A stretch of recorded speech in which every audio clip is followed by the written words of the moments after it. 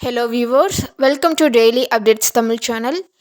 அதாவது இன்றைக்கி வெளியிட்ட 20 முக்கிய அறிவிப்புகளை நம்ம ஷார்ட்டாக இந்த வீடியோவில் பார்க்க போகிறோம். ஸோ அதுக்கு முன்னாடி இப்போ தான் நம்ம சேனலில் ஃபர்ஸ்ட் டைம் பார்க்குறீங்க அப்படின்னா மறக்காமல் லைக் பண்ணி சப்ஸ்கிரைப் செஞ்சு சப்போர்ட் பண்ணுங்கள். வாங்க வீடியோக்குள்ளே போகலாம். ஃபஸ்ட்டு நியூஸ் என்னென்னா, தமிழக அரசு சட்டப்பேரவை கூட்டம் எப்போ அப்படின்ட்டு கேட்டிருக்காங்க. அது வந்துட்டு February 17 தமிழக அரசு சட்டப்பேரவை வந்துட்டு கூடும் அப்படின்ட்டு சபாநாயகர் அவர்கள் வந்துட்டு அறிவித்திருக்கிறாங்க. அதே நாளில் இடைக்கால பட்ஜெட்டையும் வந்து தங்கம் தென்னரசு அவர்கள் தாக்கல் செய்கிறாங்க. இது ரெண்டுமே வந்துட்டு நடக்க போகுது.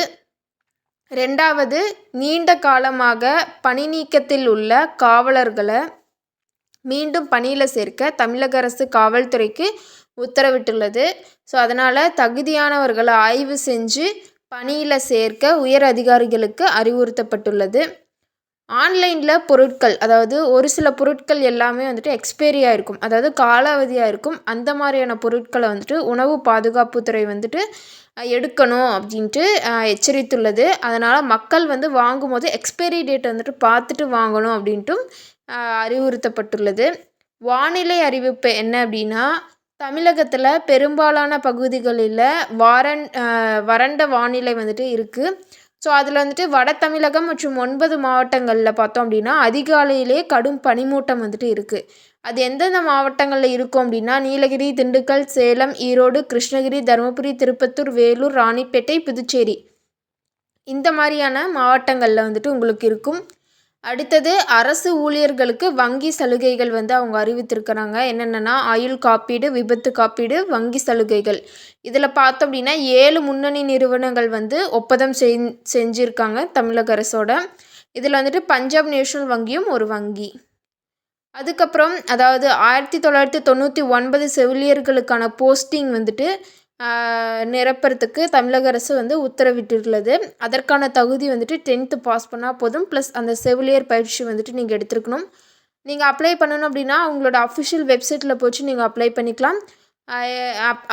கட்டணம் இருக்கா, விண்ணப்ப கட்டணம் இருக்கான்னு கேட்டிங்கன்னா எஸ் இருக்குது. SC ST மாணவர்களுக்கு 300 ரூபாயும் மற்றவர்களுக்கு 600 ரூபாயும் அவங்க கொடுத்துருக்குறாங்க. வயது வரம்பு 58 வரைக்கும் இருக்கலாம். கடைசி டேட் என்ன அப்படின்னா February 8. நெக்ஸ்ட்டு, பள்ளி தேர்வுகள் வந்துட்டு ஆல்ரெடி வந்துட்டு அறிவிச்சிருக்கிறாங்க. 6 முதல் 9 வகுப்பு வரைக்குமே February 1 14 வரைக்கும். அதுக்கப்புறம் 11ஆம் வகுப்புக்கு வந்துட்டு February 16 21. 10ஆம் வகுப்பு பார்த்தோம் அப்படின்னா February 23 28 வரைக்குமே அவங்க தேர்வு வந்துட்டு அறிவிச்சிருக்கிறாங்க. அடுத்த, ரேஷன் திட்டத்தில் மாற்றம் இருக்குது அப்படின்ட்டு சொல்லியிருக்காங்க. ஏன்னா பொது விநியோக திட்டத்தில் பார்த்தோம் அப்படின்னா அரிசி கோதுமைக்கு பதிலாக நேரடியாக வந்துட்டு காசாக வந்து பயனாளர்களுடைய வங்கி கணக்கில் போடலாம் அப்படின்ட்டு அவங்க பரிசீலித்து வருகிறதாக நமக்கு வந்து தகவல் கசிந்துள்ளது.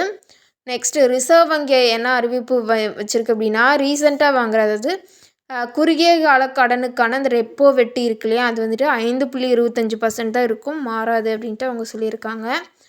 லாஸ்ட்டாக என்ன அப்படின்னா, JEE மெயின் 2ஆம் கட்ட தேர்வு வந்துட்டு ஏப்ரலில் நடக்கும்னு சொல்லியிருக்காங்க. ஸோ அதற்கான கடைசி நாள் 25, அதாவது February 25. ஸோ இதில் வந்துட்டு யார் எல்லாமே அந்த ஃபஸ்ட்டு பேப்பரில் பாஸ் ஆனாங்களோ அவங்க எல்லாருமே வந்துட்டு செகண்ட் பேப்பரில் எழுதலாம். ஸோ அவ்வளோதான் இந்த இன்னைக்கான நியூஸ். சேனல் பிடிச்சிருந்தா இருக்காங்க லைக் பண்ணி ஷேர் பண்ணி சப்ஸ்கிரைப் பண்ணுங்கள். தேங்க்யூ.